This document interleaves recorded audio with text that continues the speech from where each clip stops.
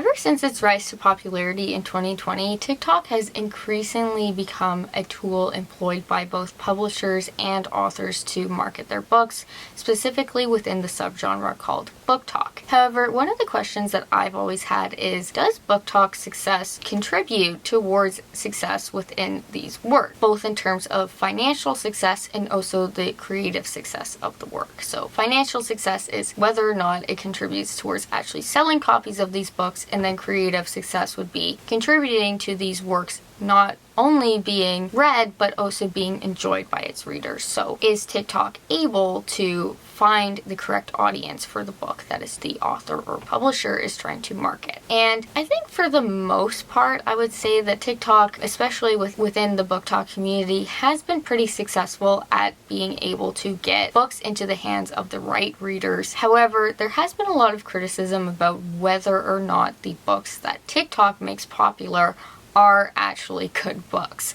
And I'm sure we've all seen those videos about, reading TikTok's favorite books to see if they're good, or I read this BookTok new release and it sucks, or something along those lines. And I don't think that there's anything bad about those trends. I myself have read a lot of books that have gone viral on TikTok, and I have enjoyed some of them. Others I have not enjoyed. Some have been favorite books, some have been my least favorite books. So I really think it's like mixed bag of what is going to end up successful and what is not going to end up successful. And I think we have seen a couple of situations in which authors have gained a lot of virality on TikTok and have thus been picked up by traditional publishers, and then their career fully takes off because of it. We have seen a lot of successes, and I do think that there is a lot of positives that have come out of the existence of TikTok as a marketing tool within the book community. However, I think this recent situation with Audra Winter's recent release of the Age of Scorpius does show some of the downsides of relying solely on TikTok virality to validate the success of a book, because what we've seen is that her viral videos about this book, while they have contributed towards financial success with this book, have not contributed towards having creative success with this book. And creative success I'm sort of defining as being like successful with the readers that have purchased it. To give a bit of a background, Audra Winter is a 22-year-old author who has been writing the world of Guardian, which is what the Age of Scorpius, her book, takes place in. And so she has been writing in this world for, I think, about a decade is what she's saying. She came up with the original idea for this world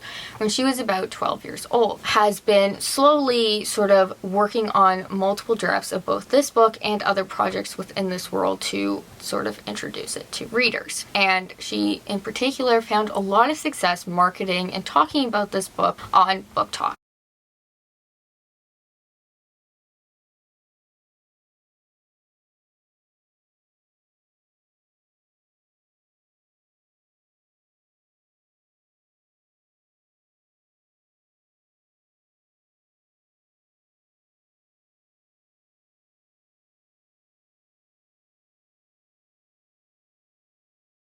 From what I understand about the situation, Audra not only has been working towards publishing her debut novel, The Age of Scorpius, but has also been slowly building a company based around her world of Guardian. And for me personally, I think that is a bit of a strange choice to have made. Not because I think it's weird for an author to have a sort of company dedicated to their works, as we have seen the success of the Dragonsteel Company by Brandon Sanderson. However, what seems to me to be weird is the fact that an author would try and do this before they have even published one singular book.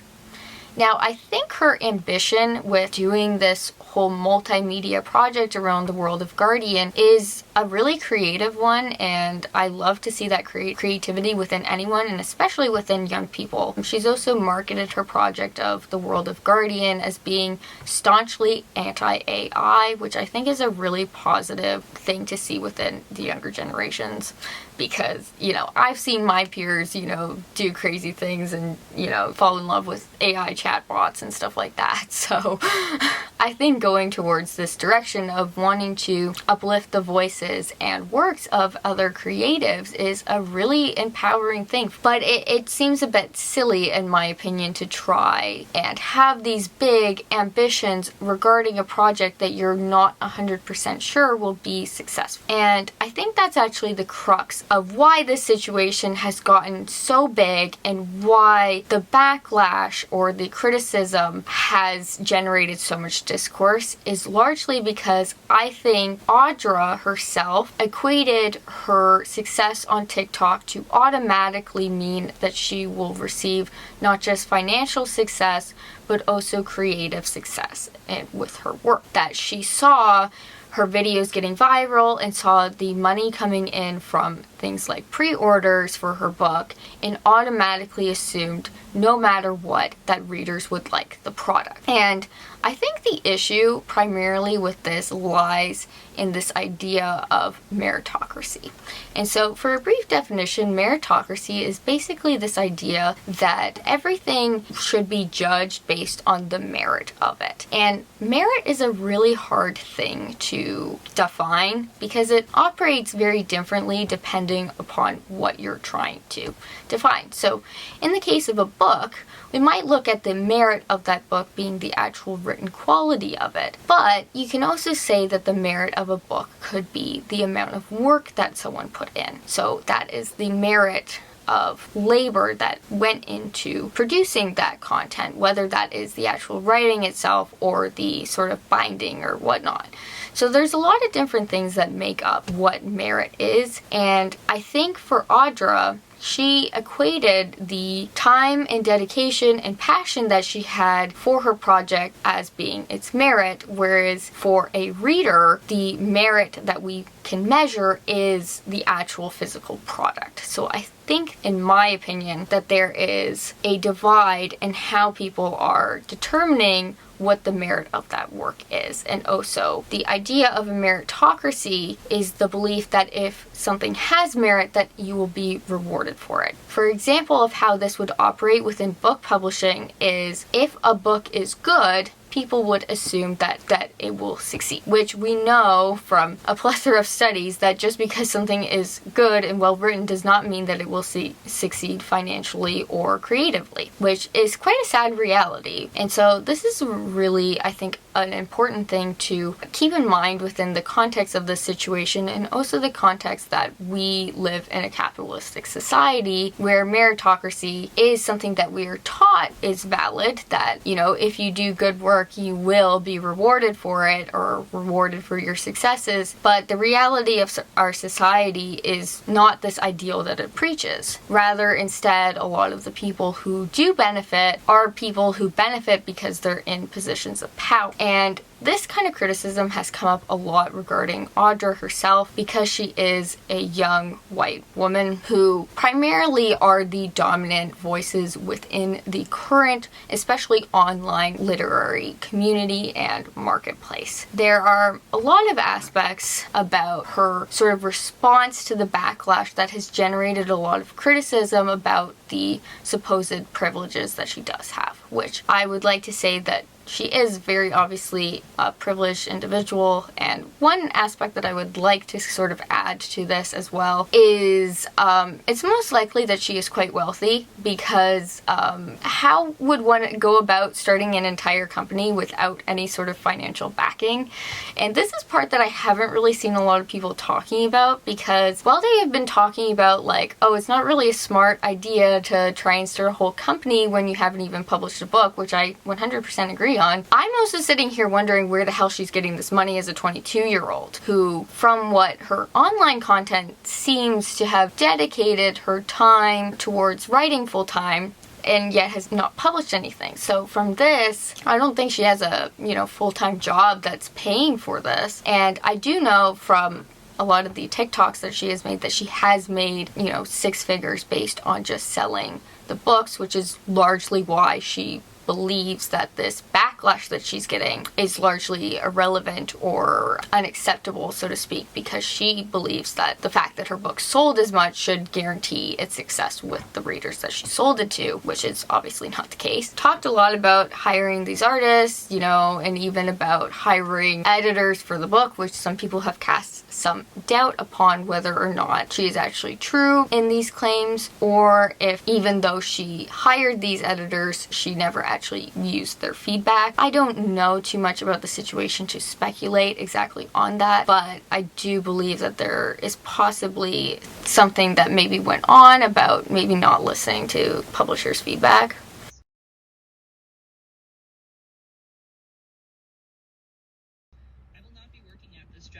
That video was posted exactly 2 weeks ago from today, and I was talking in that video about how I sold 1,500 copies of my debut novel as an independent author on pre-order only here through the TikTok shop, and in that period of 2 weeks, I ended up selling 4,500 to the point where I now have to limit my copies to 50 per day because I need to be able to keep up with them, and I am ordering 5,000 to start.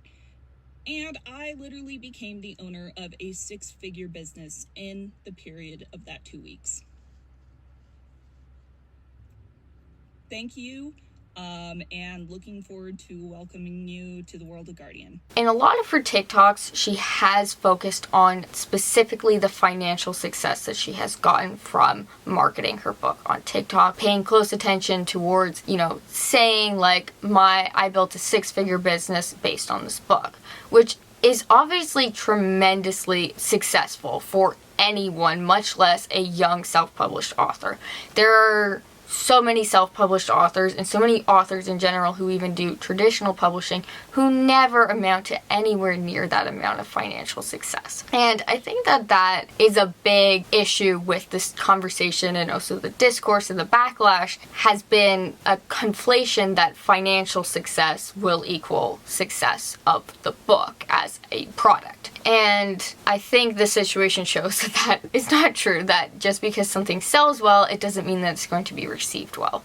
And I believe that has created, for Audra in particular, a sort of sense of cognitive dissonance with what she's been led to believe is going to be the response to her book, because prior to it being published, everything was so positive and going well, and now that it's published, it's not going well. And I think largely that this is because seeing those early signs of success might have made her believe that no matter what, it was going to be successful. Now, sort of getting into the meat of things, the book currently sits at a 1.71 rating on Goodreads. That is personally one of the worst ratings that I have ever seen for a book. And that is 171 ratings and 59 reviews. Because this situation has blown up so much, I do believe that maybe some of these 1-star really negative, especially ratings as opposed to reviews, are probably from people who have heard about the situation and are just downvoting the book because of that, which we have seen. If you remember the whole 1-star bombing cake rain thing that happened last year, which went pretty viral, and I'll probably link some videos down below that talk more about it. However, part of the reason why this has gotten so much attention is because largely these reviews have been very nice and well done, yet Audra herself has not reacted to them positively.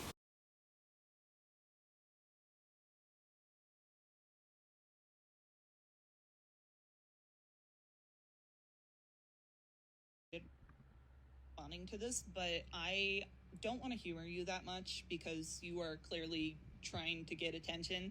So I'm just going to respond and address the things that you are saying in my comment sections, because I don't want anybody else hopping onto a bandwagon of literal rumors that you are spreading because you have not done any sort of research on my page and you have just decided to go into multiple of my videos and be negative. It's not constructive criticism.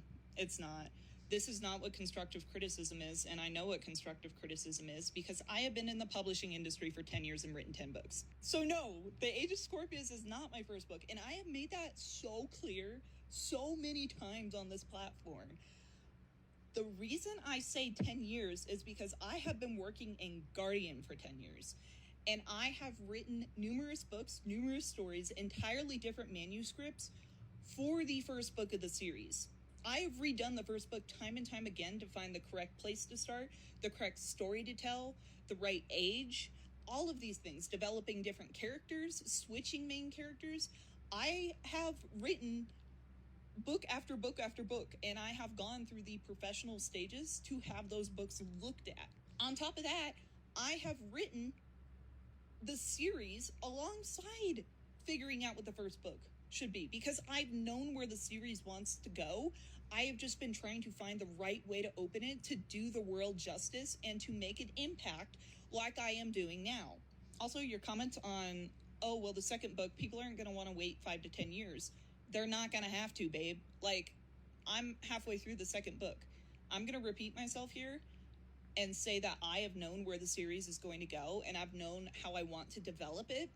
I have just rewritten the first book a lot, like different stories, because I want to do my world justice, and I want to properly introduce the rest of the series and make an impact with that first book so I can do the whole series justice. I've completed way more than one book. I also very much encourage you to look up Malcolm Gladwell's The Outliers.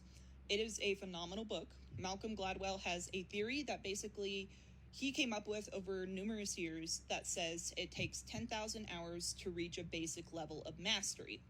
He references people such as Bill Gates and famous chess players, but it is the whole theory behind talent and skill is built. It is not given.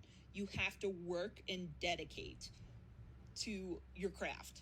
And God knows I have done that. I have reached my 10,000 hours because ever since I was 12 years old, I have spent 3 hours or more every single day without failure writing at night before I go to sleep. I cannot go to sleep unless I write. The series and the book, this whole time, the whole 10 years in Guardian. Like, I have been developing Guardian for over 3 hours every single day for 10 years of my life. Also, just to kind of nail your point wrong over and over again here, because you seem to just be coming on just to put me down, but I have a lot of experience in the publishing industry. I self-published my first book at 14. At 15, I started querying literary agents. I kept doing that while rewriting books. 18 to 19 years old, I signed with my literary agency. Back then, my ex-literary agency. I was with them for 3 years. At that time, I had a developmental editor look over it while I was at the agency, and my literary agent. I ended up spending 3 years there and rewriting a book 3 times, like entirely different manuscripts. I left on my own will because I decided that I wanted to defend my idea and keep my creative freedom. And then hired the developmental editor who published The Hunger Games and a copy editor with 30 years of experience at Big 5 publishing houses. So I have plenty of people that have looked over this book, and I have plenty of reason to be confident in my story. Oh, and also, just to emphasize this more, I have an entire studio. I have a team. I own a 6-figure business based around this world right now. And it's because I have been so successful on pre-orders that they just shipped. My books just shipped 5,700 books that I have sold on pre-order. As my debut, I am independent. I've run my own publishing imprint. The whole thing. It's my work. But my point is there, I have a team of artists who had no idea what they were getting into, like none. All they knew is that it was a Zodiac-based fantasy world, and I needed different things done in art because I'm generally pretty defensive over my idea, and I only want to open up like once I trust people. These guys have all read the book. I have numerous artists that have read it twice. I have artists that cried at that book because of how powerful it was personally to them.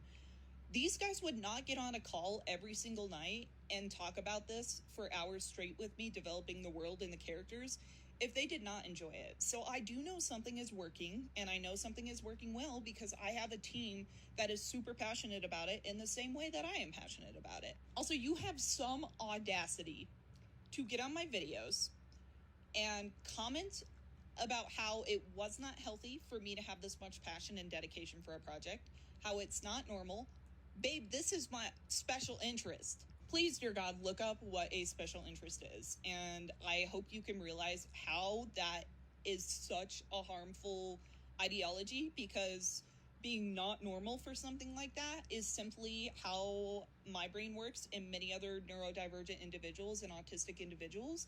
Special interest, you fixate. You put everything in you to them, and this world is mine. I am so passionate about this.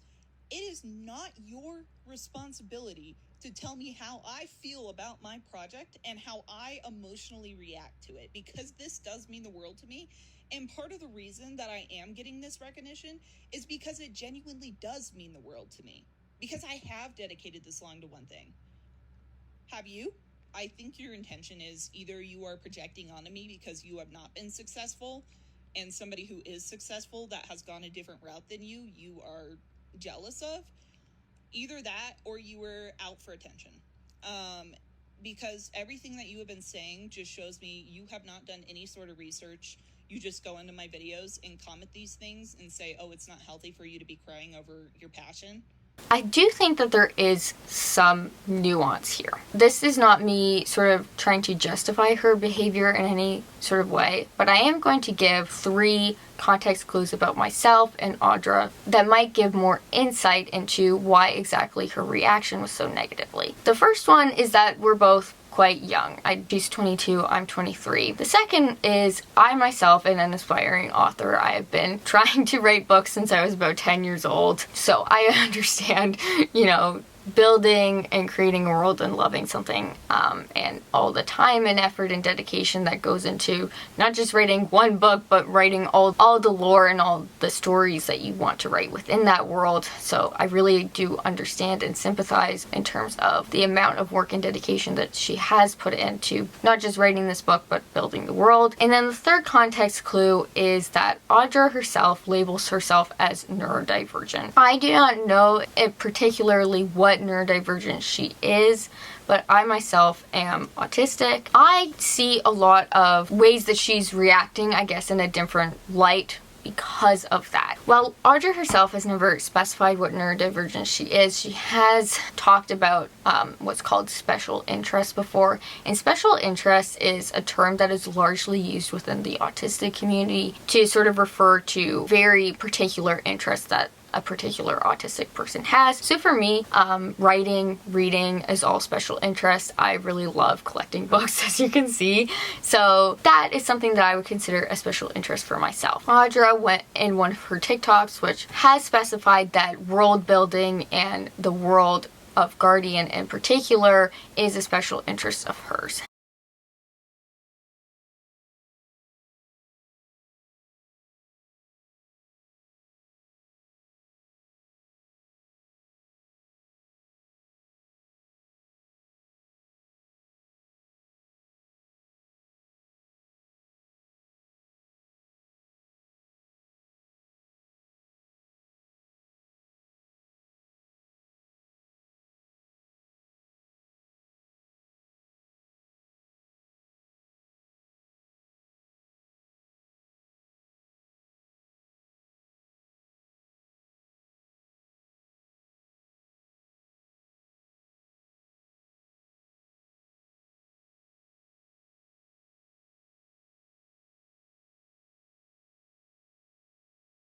And so I think this part is what's really core to trying to understand her response to the backlash. And one of the comments that a lot of people have been making towards Audra and about this book in general is why she is trying so hard to make this project work when she has met a lot of obstacles along the way. To give some context, she was originally trying to traditionally publish this book and was actively working with a literary agent and editors to try and get it ready for traditional publishing. However, that seemed to have fallen through, possibly because she was not willing to make the certain changes suggested by the agent and the different editors. So I do think that there is something to be said about artistic integrity and, trying to maintain as much of the story that you want. And I do really applaud Audra for being courageous to kind of take that step away from traditional publishing to be like, well, possibly that isn't the story that I want to tell, but I don't know the exact details around it because it could have very well just been that they wanted her to make edits and adjustments to her writing style,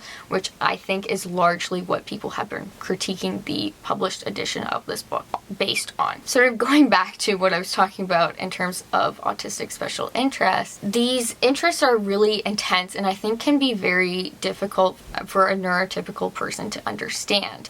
For me, like, world building is also one of my special interests, and so like I really love the books that I've, written and created, and so I'm really sad that this has happened to someone who I see a lot of my own type of passion within. But I think why she's reacted so negatively is that sense of protection of it, that it is, for autistic people, our special interests are a form of sort of like coping with traumatic experiences around us. So a lot of the time there is a lot of really negative discourse around trying to get autistic people to care less about their special interests because it's deemed as weird. So for me, another thing that I really like is plushies, for example.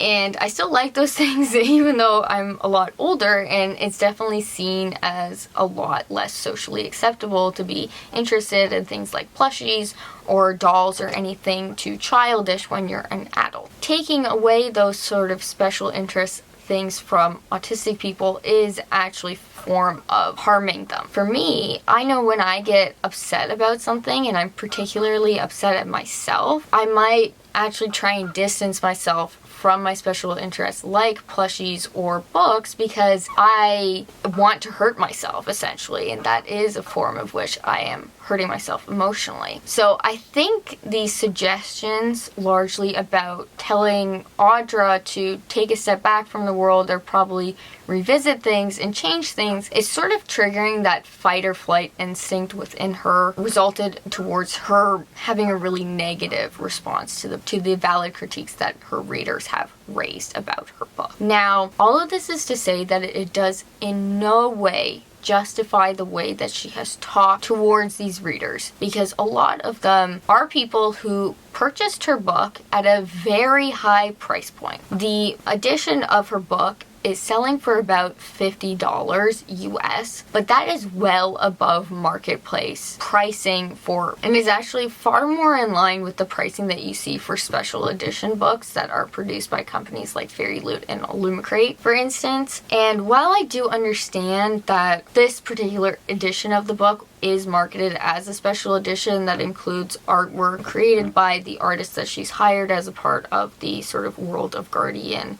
company that she's founded, but I do think it is a pretty steep price point to be paying. Additionally, one would also assume that the money that a customer is paying to receive a product would also go into producing that product. So if you're paying more money for a product, you expect it to be of higher quality, such as buying a blazer at a luxury store as opposed to fast fashion retailer. You're paying not just for the item, but also for the cost of the materials, the cost of the design. I think that's what people are mainly upset about the book. Because it has a higher price point, there is a higher expectation for the content within it. And I think in this specific instance, because it is the company or the author publishing it, it's different than if it were a company like Fairy Loot or Illumicrate producing this book, because Fairy Loot and Illumicrate don't have anything to do with the editing process of the books, unless it is a book that is under their specific imprints, like Illumicrate, for example, has Daphne Press. So that would be within their wheelhouse, like the editing of the book would be within the jurisdiction of that company, but the same isn't true if they're doing it for a book produced by Tor Publishing, for example. It's Tor that has the responsibility to edit the book. And with Audra's example, the responsibility and the onus of making sure that the book is properly edited is on her because she is the sole producer or publisher behind it. So I think that's why a lot of this criticism has arisen, is because of that higher price point and higher expectations that readers have had going into it. Actually, a big aspect that led to the financial success that Audra had is that she was trying to do something unique within the publishing world by hiring artists and producing a special edition as opposed to a standard edition. But resultingly, it was a more expensive book. Now, I think it's kind of hard to gauge at what prices are acceptable for a book and whatnot, and I feel like that differs a lot depending on the person who is making the purchasing decisions. But I do think that readers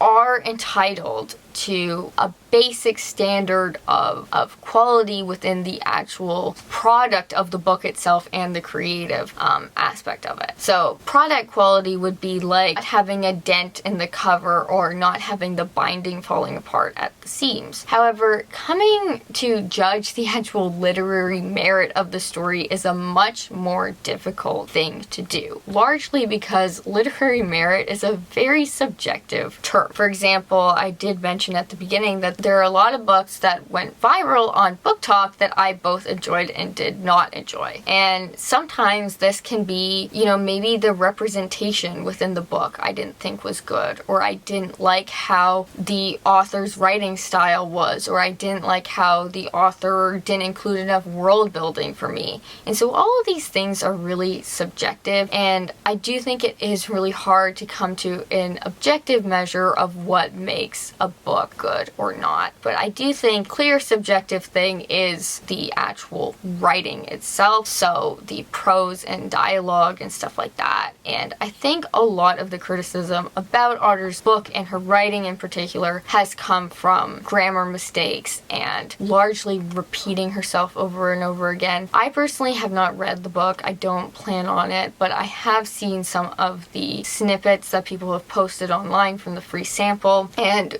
specifically within the first chapter, which I hope to include maybe like a picture here of the first page, there's the repetition of this term Conviction Woods, which is the place that it's taking place in. And now, Audra, in response to a lot of these critiques about her writing, and specifically the writing style and the perspective of the character, brought up being autistic as a defense about why the writing style is like this. So I will include a TikTok here.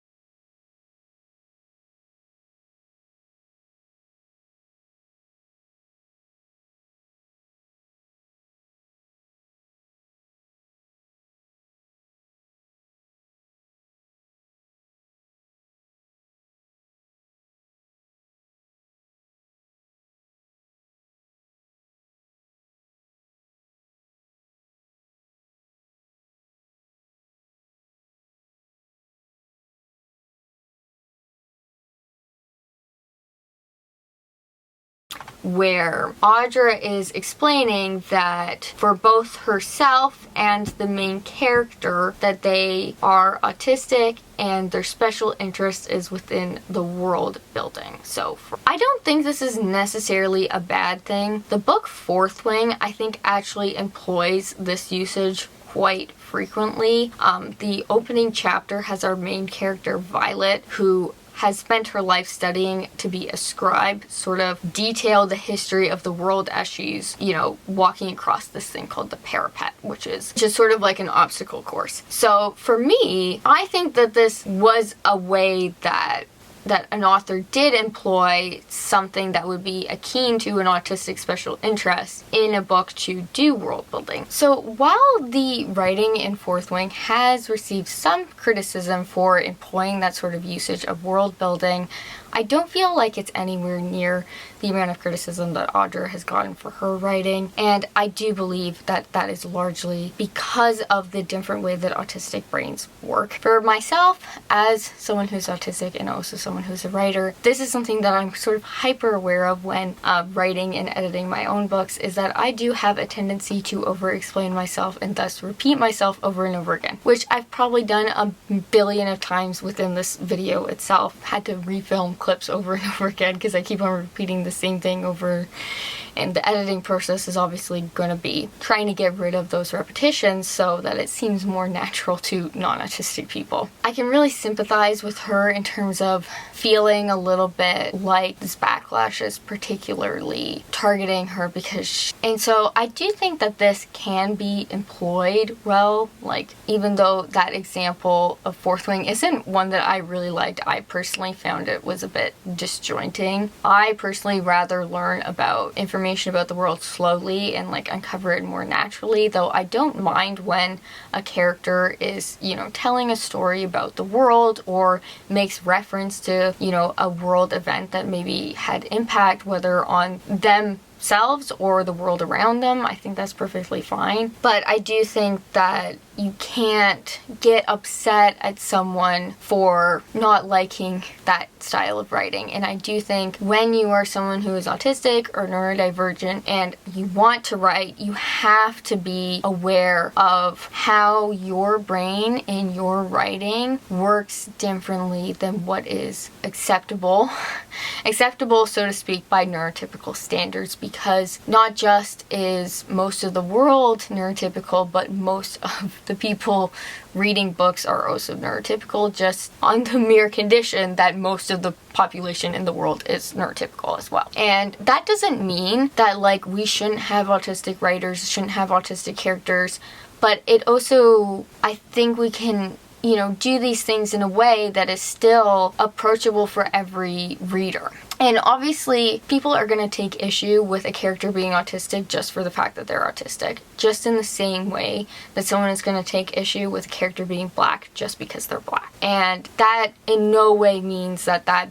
type of bigotry should be accepted. But I also think that no one should be able to say, like, there is no issue with my writing or my reading or whatnot because of this factor of my identity. And this does speak to a lot of experiences that I've had where, especially when it comes to writing assignments, I recently had a circumstance where I had a different interpretation about a certain part in a text than someone else did. And so for me, I felt really dejected and upset at the fact that they were telling me that I misinterpreted this part of the book or this scene of dialogue and weren't willing to hear me out on why I interpreted it differently, because a lot of the issues that I have about the way I interpret things is that I interpret them very literally. So I will read it as exactly meaning what it says instead of maybe being able to read between the lines or sense maybe a hint of irony or sarcasm within it. And that obviously causes issues not just within academic works or within writing, but also just interpersonal communication. There are so many times where I've misinterpreted something that someone was saying because I couldn't sense the social cues that they were giving through eye contact or their body movements or whatnot, because my brain just doesn't work that way. And so from my perspective, I think what would have been more beneficial for Audra and also this book at large would have been to invest more time, money, and effort into ensuring that this book was not just edited, but edited to the standards of neurotypicals, which is kind of a sad thing to admit. You know, I think in an ideal world, it would be great if us autistic people didn't have to, you know, constantly change things in order to fit those standards. But very sadly, our world isn't accepting of those kinds of differences. And that's why I do think that it is important to frame this conversation around Audra's book within that discussion around privilege that we kind of touched upon in the beginning, because even though she has positions of privilege like being a young white woman, still part of a disenfranchised group and being a person who is neurodivergent. So I do think that it is very important to be aware of that context, though I don't think that context excuses the way that she has treated people, especially the people who have spent their money on her product and are voicing valid criticism about the actual content of that work. This can be used as a really good learning opportunity for Audra herself if she is willing to do that. I still think that, she obviously has a lot of dedication to this, and as she said, it's a special interest of hers. It's something that is really core to probably who she is as a person and, her happiness. And so I really do sympathize with her in terms of how emotional this reaction has probably been, but I honestly think what is best for her is to take a step back and also to sort of reflect on how she has gone about responding and also how she has gone about doing this project in the first place. Because I think if you want to be an author, you need to kind of sit back and be like, do I want to be an author or an entrepreneur? Because a lot of the kind of conversation around her book has been that she's been trying to do so much more than just write the book. She's been trying to create the whole company behind it, find artists and illustrators and even animators. But it's I do think personally that she needs to reprioritize what she wants, because yes, all these things are possible. It's possible to have an animated show. It's possible to create an art book. All of those things are possible, but they don't need to happen right now. What's important right now is that she work on one book and get one book out that is liked by readers. And so I think taking that approach and just going with one thing instead of trying to take everything all at once will result in a much better project and also product as well. I don't think that this should be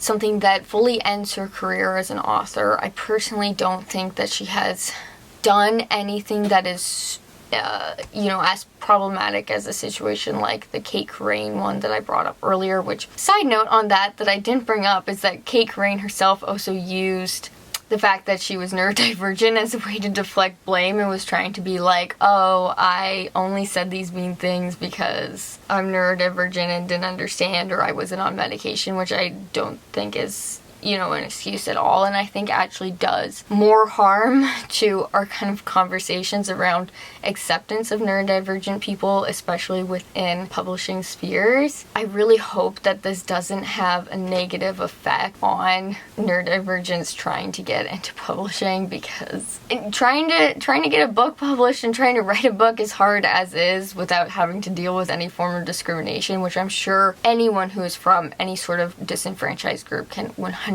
relate to as well. So I'm not trying to present that this is only an issue that people who are neurodivergent face.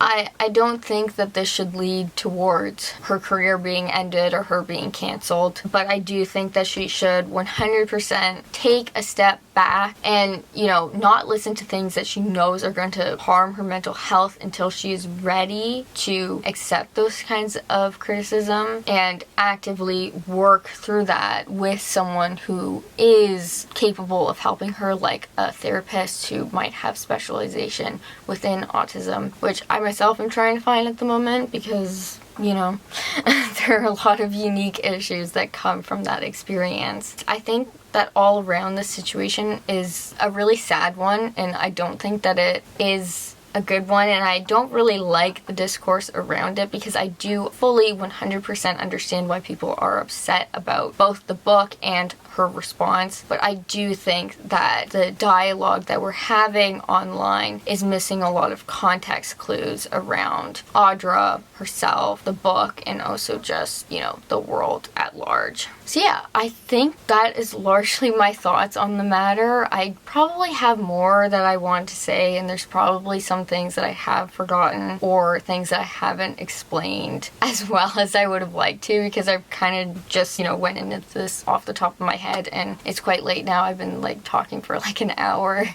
So I'll see what I can do in the editing, and hopefully we'll also include more clips of Audra herself talking about things, and maybe some other people providing some commentary, because I think that what others are saying is also valid as well. So I don't want to seem like I'm trying to invalidate the criticisms that others have brought up. But I just wanted to add more nuance to this conversation, and I hope no one comes out feeling really hurt from this, because I do really feel for what Audra's going for, and honestly what she's going through right now is probably like my worst nightmare as an aspiring author. And so please don't send any hate her way, or hate to any of these creators who have talked about this situation, because I just think the world would be so much better if we were just nice to each other. Which I know is such a naive thing to say, but that's what I believe.